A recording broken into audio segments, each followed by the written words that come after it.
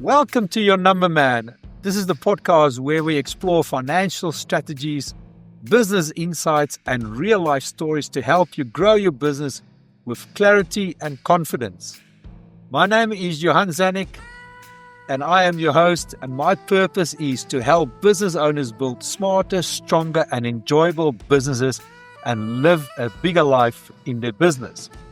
And today we have got a very special, interesting person with us in the studio. His name is Sergei Konovalov. Okay, I hope I've said it right. Sergei is the founder of Robotic Mowing. Something that's always interests me a little bit is robotics and mowing. I mean, I'm a big fan of lawnmowers. I've been working in gardens since I was 10 years old. And it's great, but I also like to see how we embrace technology in the outside world, for that matter. Now, he launched his business in June 2023.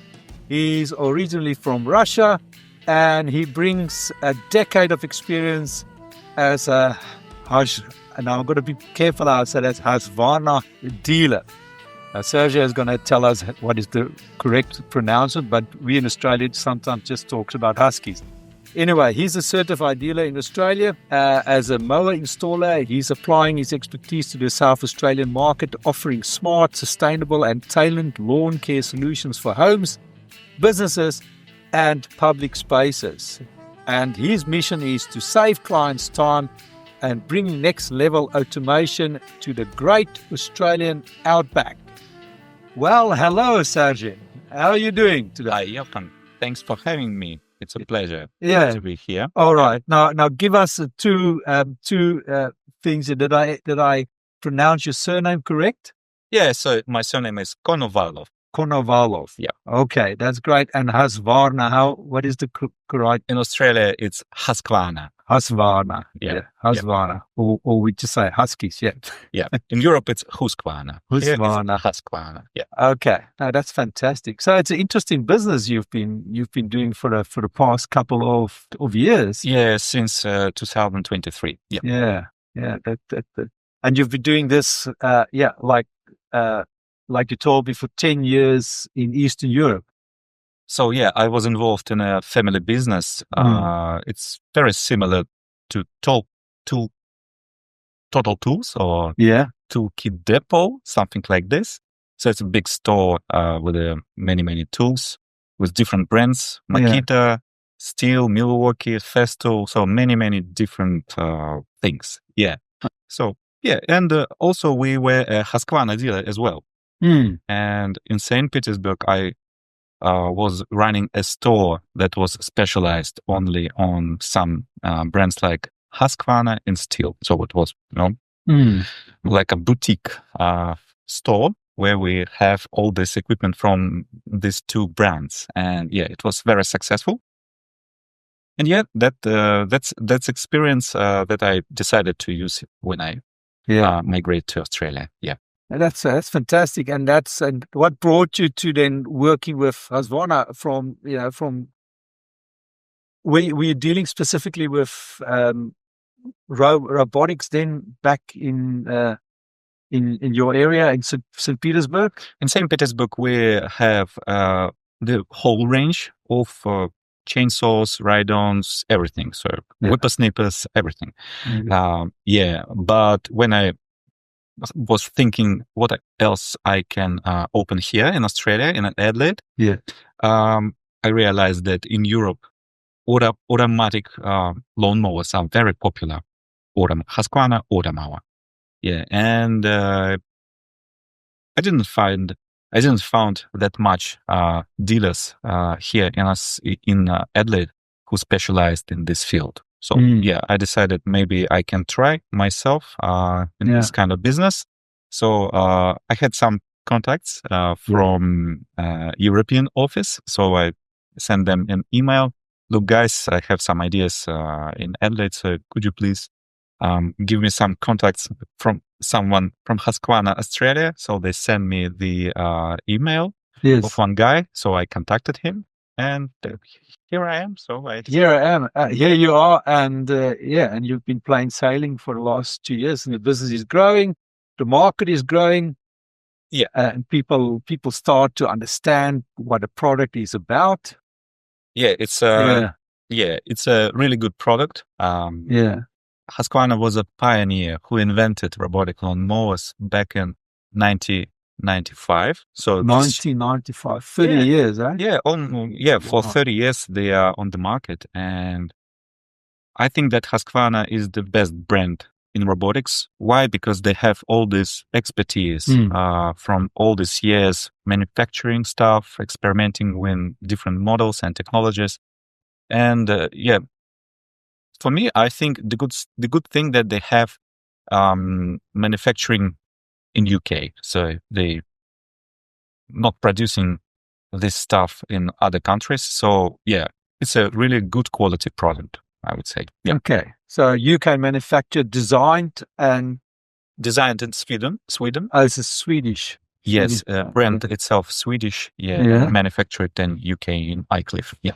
Oh, that's fantastic. Yeah. Okay. Well, you've answered my question, because I was going to ask you how long has robotic mowers been around. It says 30 years. How long has it been around in Australia? It's a pretty recent thing in the last. I mean, I've seen one probably like 5 years ago at some winery in the Barossa. I was riding my push bike there, and something came out of the bushes. I thought, well, what the hell is a vacuum cleaner doing in the bushes? I will tell a few words about the Barossa later. So I think it's not a new thing for Australia. It was for a long time. So because I moved to Australia 3 years ago, so I probably don't know that much about the previous market in Australia. But given that Husqvarna for decades here in Australia, so I think it was available for the others as well. So, right. And when you launched it in 2023, I mean, there's probably a lot of startup costs as well, which you had to take into consideration. So it's you need to have some money, of course, to invest. So you need to buy stock, you need to buy a van to have a car, so to go to the clients because I'm a mobile dealer, and I'm going to the clients and provide them a demo that makes easier for the clients to decide if this suits them or not. That's right. So including the price is a lot of your cost that you got to take into consideration, because you got to go out, show it. It's a relatively new item. The market is probably a little bit skeptical about it at this stage still. So you'll have to display it. You have to give guarantees. You're probably going to be called in again for some maintenance work. How does that work? That's all going to be included in the price. How does the price system work? How does the price system work, first of all? Husqvarna have recommended retail prices on the range. Okay. So this is a guide for me. And as well, the prices are for the spare parts. Husqvarna have recommended retail price for the spare parts and attachments. So I have a guide. Other prices are the installation prices. So all my services. So, and it really depends on the size of the property. So if it's like really, really small property, it could be one price. If it's large, for example, cellar door or something like this with the 5,000 square meters, it would be another price. That's and there's a lot more involved as well in the installation if it's a bigger area, specifically like a fancy outdoor, like you mentioned, a cellar door. And but everything is changing. When I just started, there was available only wired version. So the Automower working, there are two systems. One system, the old one, someone should install the boundary wire around the perimeter of the lawn. And then robotic lawn mower will see this perimeter because it's electromagnetic field. And we'll just, go back and forth from boundary to boundary. Just wondering. But last year, Husqvarna introduced the boundary-free system that you can map the area with your phone, and then it will using RTK GNSS. Okay, you got to say that again slowly and explain what it is. Yeah, RTK GNSS, if I'm correct. So I don't remember GNSS, how to translate. Yeah. But RTK, it's real-time kinematics. So yeah, this technology came from agriculture, actually. Yeah. Okay, so that means within a certain amount of, relatively small space, you can be quite specific how the lawnmower is mapping your whole backyard, for that matter. Yeah, with all the satellite technology that's available. Yeah, it's very precise. So it's 1 or 2 centimeters precise. Centimeter. Centimeter. That's pretty cool. Yeah. So, and okay, well, that's a small household thing. And how big can you go? Can you do golf courses? So at this point, I'm not involved in golf courses because it's a little bit different, another level, high level. But yeah, Husqvarna have models that are suitable for the golf courses. Their capacity up to 38,000 square meters. Yeah, which is a lot. Yeah, that's as big as Kangaroo Island. Totally, man. That's pretty big. Yeah, and I mean, if hypothetically, if you that machinery that can do golf courses, have they got certain settings that does the fairway, settings that goes in a bit of the rough, certain areas that does the greens itself? Yeah. So these big larger machines for the golf courses, what's differentiate them from the other range from Husqvarna within the robotics range is that yes, they have 3 cutting discs, and you can use low cut deck that can cut down to 10 mil, which is okay for the fairways. So yeah, it is possible to use it on the fairways, but from my understanding, they are more appealing for the golf course superintendents from the perspective of mowing the larger areas, because fairways, they should be cut, with the real mower. So I think it's like traditional way to cut it. Yeah, that makes sense. But anyway, that's not really your market. Not yet, but I'm looking at this in this area, so maybe at some stages. Yeah, it's great to know that technology is all right, and that brings me back to the business, because we've got to move back to the numbers, because this is a number show, business show. And specifically, how did you identify the gap in South Australia that convinced you there was a real opportunity here? So I just done the research.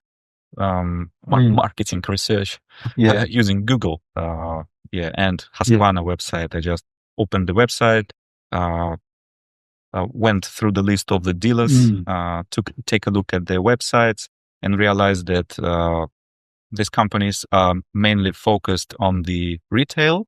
They are offline shops, and being in business before within online shops and offline shops, I know that you don't have that much time to going around the area in a van. So yeah, that's how I saw this opportunity, I would say. Yeah. Okay. And then obviously you had to do your costings. You went through the whole business planning, do your budgets. But I take it from your experience from which you had in Russia, gave you a lot of, you brought a lot of that experience, the business experience back to South Australia. Yeah, for sure. When I contacted Husqvarna here in Adelaide, so we started discussed this project with the sales rep from Husqvarna, and he asked me to prepare a business plan. So which I've done pretty quick. So yeah, because I have some understanding of numbers about the turnover, about the margins. I had some understanding of this business using my previous experience. Yeah. So you've done your numbers, and And you can basically confirm that how important was it to make sure that you get your margins right. Yeah, for sure. The margins are the king. I would say it's very important to have to make your business profitable at the beginning. Yes, that's right, and cash flow as well. Obviously, people would. But I mean, it's not that cheap, but there is finance that people can, if they want to buy one of your machines, they can get some sort of finance for it. Is that possible? Yeah, there are a couple of options. So I'm working with the Husqvarna finance and as well with some local companies here in Adelaide providing finance, but it's mostly for the businesses. Yeah. So someone who have ABN. Okay. And how does and sticking on the business part and your sort of research that you've done, how does it stack up to traditional lawn maintenance services over time? What I mean by is before we started this interview a few minutes ago, we talked about you're not really in competition with gardening services because I think the cake is probably big enough. If there's certain needs that certain business owners got, it's more complementary almost, isn't it? Yeah, I think that landscape companies can use robotics to accomplish the business because they can automate some areas of mowing and free some time for the team members for other stuff on site. Yeah. So if I've got a landscape company, was basically what you said, I can actually increase my efficiencies by getting some of the people working there to focus more on the design and the real care of the business. Let a robot do the lawn cutting. Yeah. And become more efficient. So it's really so it's really complementary. There are some examples of this kind of collaboration in Europe. So where the company that do the maintenance implement robotics in their services. So they're not trying to compete with the robotics, but they use these robotics in their services. Yeah. It's like AI. It's like AI. Well, robotics is basically a part of AI. We just got to use. Everybody's using ChatGPT these days. It's like that you Google, and by doing that, you can save yourself a lot of time by refining certain reports or emails that you send or whatever the case might be. And so is robotics. Yeah. I think it's a natural transformation of the market, like with everything. Yeah. And when you look at it from that point of view, it's not, it's not that we still got a skills shortage in Australia. That means it's still, Yeah, I actually heard about this lots of times. So for the sport ovals or for the turf management organization, they are talking about that there is a shortage of skilled professionals in this field. Which has surprised me. Yeah. The same I was hearing from the landscape companies. Yeah. Okay. And what landscape exactly said what we talked about in terms of the efficiencies and how robotics forms part of the team as well.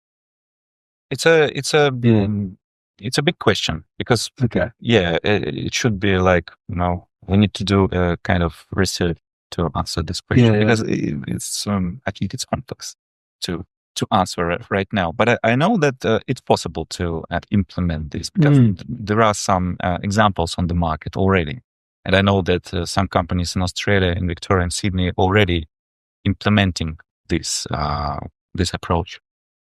But I didn't go that deep. No, there's a lot. Yeah, it's like it's a market. It's like everything that's new. We still got with the infant stage of the product line, and the market's got to accept it. There's a lot of communication and education that's got to be supplied to the users in the market.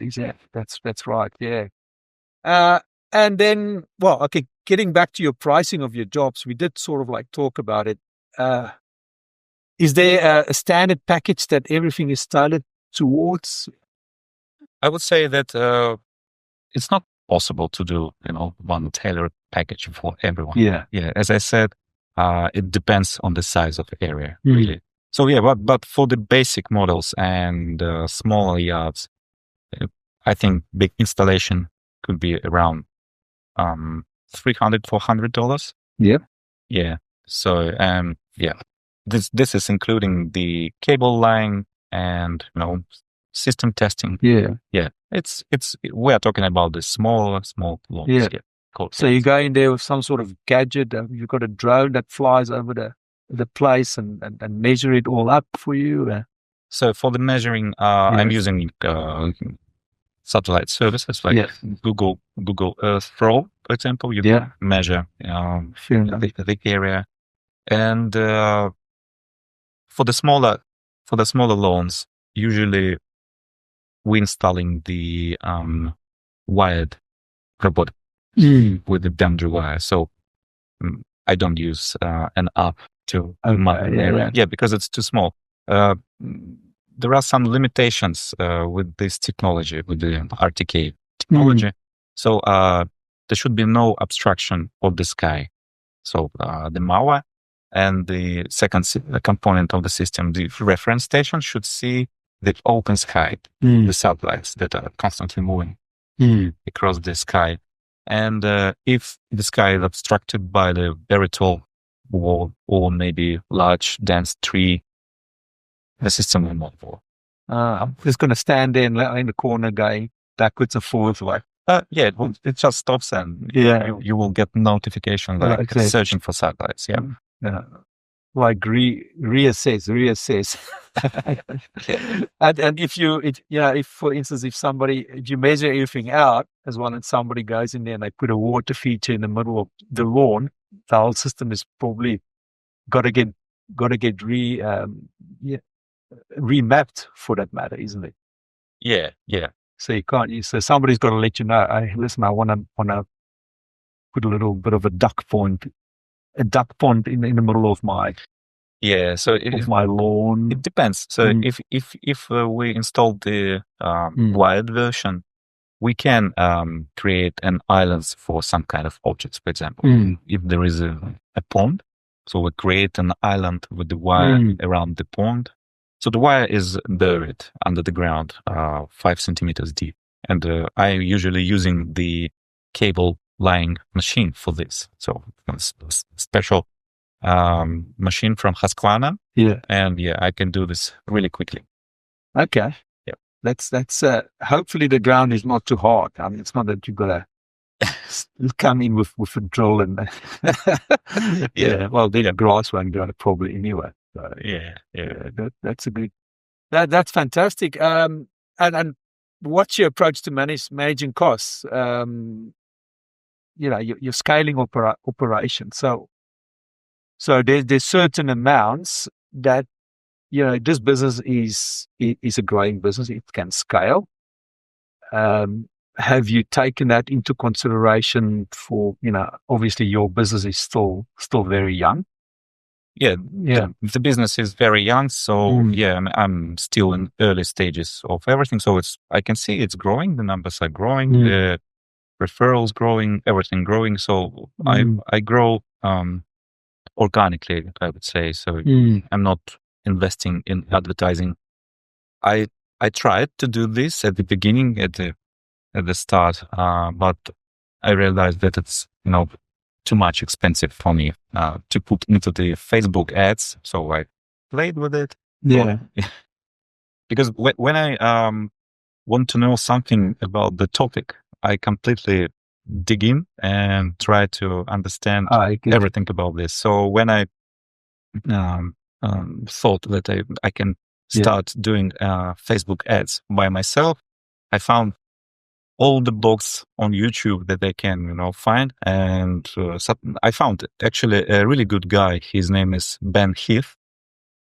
Yeah. And he have a channel on YouTube with lots of videos, how to do advertising. And it's really, really good. So I was following his advices and experimented with the creatives and stuff. So and actually it worked. I had some inquiries and leads but yeah, it was costly for me. So, it is, it's quite costly. And I take it in this kind of industry, it's good for your business to grow organically. And a lot of people would probably like to speak to you in person. They don't want to go and just buy a machine online. Yeah. Actually, for 2 years, I didn't have any online order on the order mower here in Adelaide, because people usually want to talk, to take a look how it performs before proceed to buying. So that's right. Yeah. And what is the strike rate, if I may ask? So I take it once you go out to a client, explain how it works, give them a little bit of a demo, everybody's sort of like blown away. Say, wow, fantastic. When can I have one? I assume that's probably what, the 80%, 90% strike rate? Yeah. So, yeah. I would say that 85. It's a bit like, you're going to look for a new puppy for your kid. The chances are pretty good you're gonna go home with a puppy. Yeah, that's it. That's right. Puppy in your hand. But I'm not trying to push anyone on sale. I'm always tell clients that, look, I'm not pushing you on sale. I'm here, to make a demo. No obligation, no strings attached. Just try, take a look how it performs for you. Yeah. And if you are happy, just, let me know. Yeah, and you strike me as that kind of person as well, that, you take everything into consideration. You give them a good idea what a deal's going to look like, what is good, what is bad about a product. Yeah. Because it's a relatively new product. It's not that new, but probably Australia is probably new to the market. Yeah, I think that yesterday I was at networking event, and I was chatting with people. Yeah. And everyone was like, robotic mowing? What it is? I never thought that they are on the market. Like, come on, it's 30 years around us. So it's still not popular. And I understand that. That's probably the reason why I thought, I need to do demos. So, because that's the way how to show that this product works, actually. And where can people find you? Are you going to go to the Australian or the Adelaide Royal Show, for instance, in a few months' time, for instance? Actually, last year I was participating in Adelaide Home Show. Okay. Yeah, so I created a booth. I went to Bunnings and bought 2 rolls of artificial turf. Yeah. Then, my friends helped me to design, the background for my booth. So actually it looked really good. And all the people that were coming, they were passing my booth. They were like, "Oh wow, what it is!"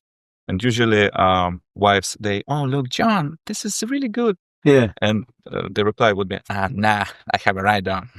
So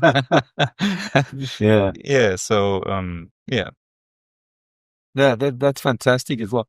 What else I want to ask you is, so when it's still new to many, but how do you handle objections or concerns from potential clients? So a lot of people are hesitant about the upfront cost, perhaps. I think when people see the results, they understand that it worked. So, of course, if you have a small courtyard, I don't know, maybe 20 square meters, and for someone, it's easier to do it manually for, I don't know, 5 minutes with the traditional lawnmower. But for people that have, for example, 400 square meters, it is a game changer. Because I remember a client, he had a property in Flagstaff Hill. It's 400 square meters. And when we were speaking about how he mowing his lawn, he said like it's 4 or 5 green bins or grass clippings every 2 weeks or something like this. And it's really, takes a lot of time to do this size of lawn. And with the robotics, you just not use green bin anymore because it's constantly going back and forth depending on the... Where does the grass go? Because you've got one in the studio here. We're going to take a picture of it later. But it looks like like I said, it looks like a glorified vacuum cleaner. Yeah. Isn't it? Where does the grass go? What you cut? Is it just goes? You cut it so thinly that it just like blows away. Yeah. So Yeah. the concept behind the automower is cut every day or every second day. Yeah. So the grass clippings are so small. They're like a mulch. So they're just going back to the ground and you never see them. So it actually helps you grow. Yeah. So that's another point. That's another point of difference. It helps your grass grow better as well because yes, because it's extra, it's extra compost that you're putting back into the soil and nitrogen and all those. Yeah, exactly. Results after and before are amazing. So I always, when I'm coming to my clients and to take a look how the mower performs, so it looks brilliant. And actually, I remember that you told about the Barossa. So you probably saw the mower at the Barossa Valley Estate. No, it wasn't Jacob's Creek, I think. Jacob's Creek, they have as well. Yeah. So in a Barossa in Tananda, there is a company called Valley Power Equipment. Yes, I know Valley, yeah. So we are friends with them. Yeah. I help them with the robotics. So I go into the Barossa. We're not in competition because it's too far from me. I'm working across the metro area and hills and McLaren Vale. So they're in Barossa, and in the summer period, every week I'm going to the area to help them with the installing the robotic mowers for the wineries. Yeah. Oh, good on you. And then, so that's an extra bit of a consultation fee then that you will generate on the side of your business. Yeah. It's a kind of experience for me. Yeah. I found it really valuable. Yeah.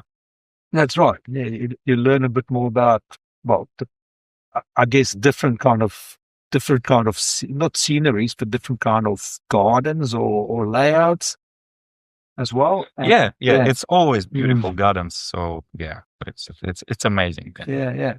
And you got good systems as well in your business, I would assume. How you set up to handle inquiries, your bookings, your installations, ongoing support.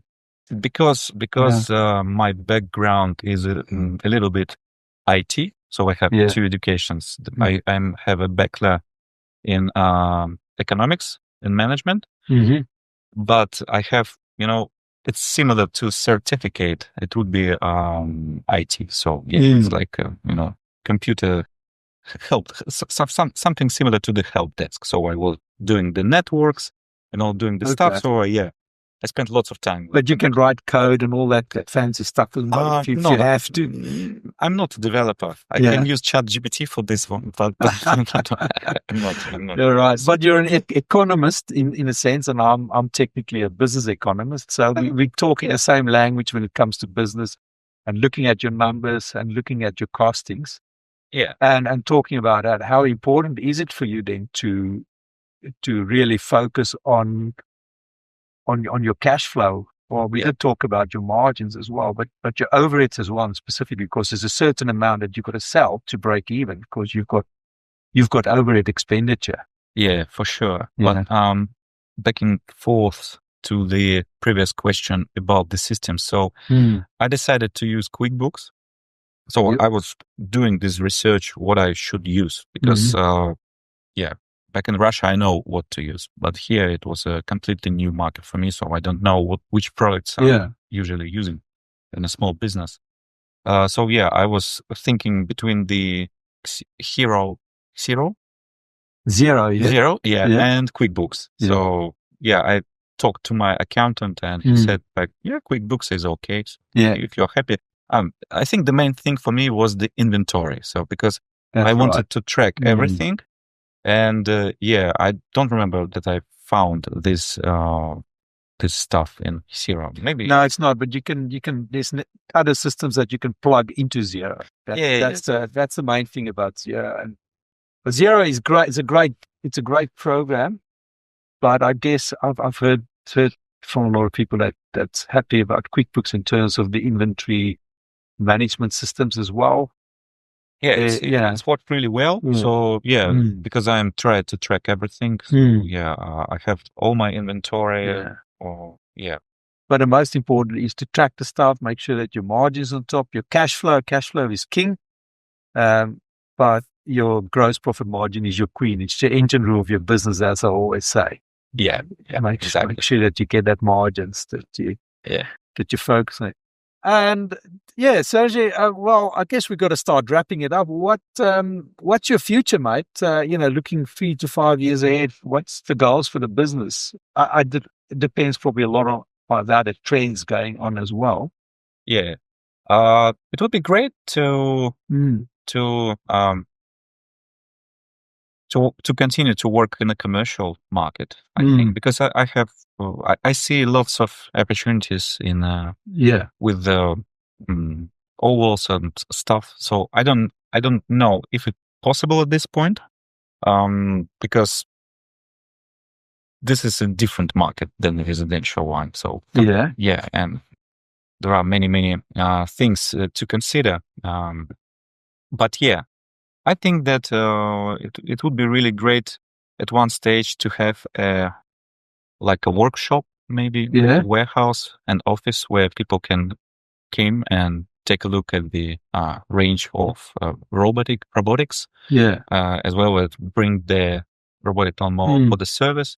So now I do servicing. I offer a pick-up, drop-off service, so I can go to the client, take the mower, do the service, and then return it. But some people maybe would prefer to come to my premises. So and you're going to build a team as well. I would assume so. I mean, you probably got already a few people helping you on a subcontract basis. Or there are some people that helping me. Very nice to build your own team carrying forward. Yeah, team is very important. And then have that sort of like harmonized relationship with other gardeners, other designing companies outdoor designing companies out there as well, and see how you can negotiate some sort of joint ventures. Yeah, exactly. Wouldn't that be great? I recently joined the South Australian Landscape Association, so Master Landscaping Association. So and I think maybe one day we can organize some kind of workshop for the landscapers and landscape designers about the robotics, how they can implement them in their projects, because it's very important on the early stages of the design to consider about little things, how to put, for example, edging around the lawn. Because robotic lawnmowers working really well when the edges not high. I mean, I get it. Yeah. Now it's very popular to use metal edges around the lawn, but it will it's a problem for the robotic lawnmower because it will stop in front of this metal edge and will leave uncut around maybe 15 centimeters of grass. Yeah, so, it's 15 centimeters is still a big amount. Yeah. So you probably need to go over there with your whippersnipper every now and again. And there are some models and they were introduced recently with the edge cut function. So the robotic lawnmower have 2 discs, one in the middle and one at rear. So and it will do sweeping turns around the edges and will cut the edges as well. Yeah. The only one problem that this rear disc is fixed at 45 mil. So it's like not adjustable. So for example, if you cut 20 mil in the middle of your lawn, at the edges you will have a little bit, of this higher grass. Yeah, it will be cutted, but still it will be noticeable that there is a difference in cutting height. Yeah. Oh, that's fantastic. Anyway, my last question to every guest usually, what would you give, what's your advice to any new business owner out there, not specifically in your field, but anybody who started a business, because you've gone through, you've packed up everything in Russia, came over here and start afresh with a new business. So you had to go through a bit of a learning curve. So what would your advice be out there for new entrepreneurs in a market? I think if you can give them one piece of advice. Yeah, I can give one piece of advice. I think the most important thing is the marketing research. So it's like you can't do business without research the market and understand your competition. Is the real market for what you want to do? Yeah. Because I have a friend, she lives in Portugal, and they decided to open a cafe with Georgian cuisine in Portuguese city. So no one was attending this cafe because there is no market for this. And I hear time to time that people do some kind of, oh yeah, we will open this or that. Yeah. But there is no calculations, no numbers, no understanding. Is there a market for this kind of stuff? I'm a musician, so in my free time, I'm playing guitar, drums, bass guitar, keyboard. So yeah. And actually, before running this business with the robotic lawnmowers, I was thinking, because I am a musician, I thought, that would be good to open a recording studio. Yeah. Wow. So yeah, and I dig in, as I previously said, to learn about the studios, joined some fancy websites like Mix with the Masters. It's like, guys from the big recording studios and producers talking about the processes and how they do stuff. So I will make it sure.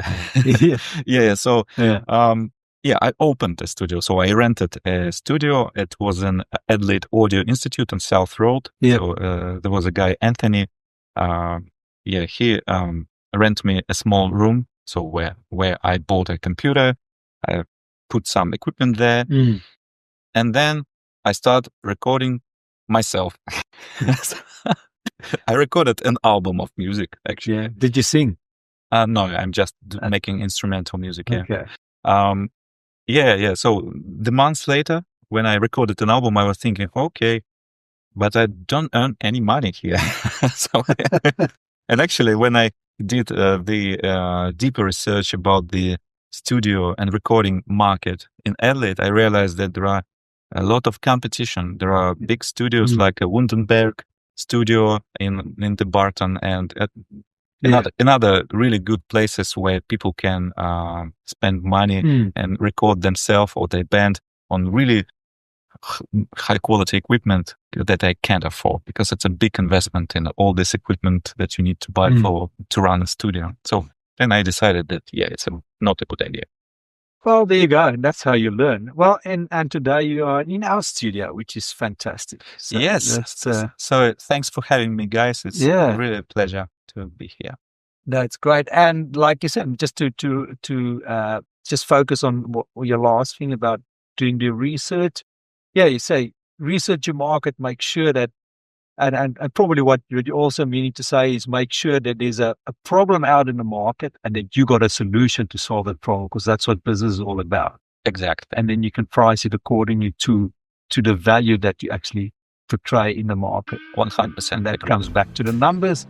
And we're all going to have clarity on our numbers. We're going to have decent margins, and we can really scale with, with a lot of, what's the word? Here I'm struggling with, and we can confidently scale our businesses. Yeah. No, I really appreciate you coming. Today was a little bit of a discussion, but it sounded a bit out there to the market as a glorified marketing kind of podcast. But really, it's I'm really interested, and it's great of Husqvarna.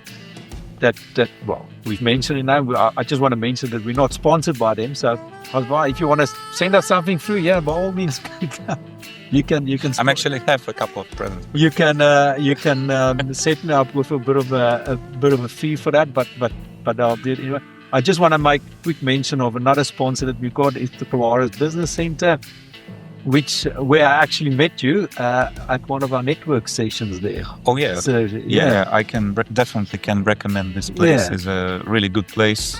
Where I met many good people.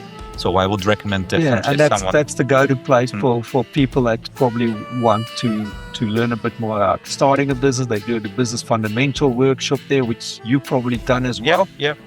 That's great. So that's, they helped me with a little bit of funding to keep the show afloat. That's fantastic. And yeah, thanks for coming in, mate. Really appreciate it. Thank you. Thank you for having me. All right. All right. Well, that's it from your number man. And this is Johan signing off. Ciao.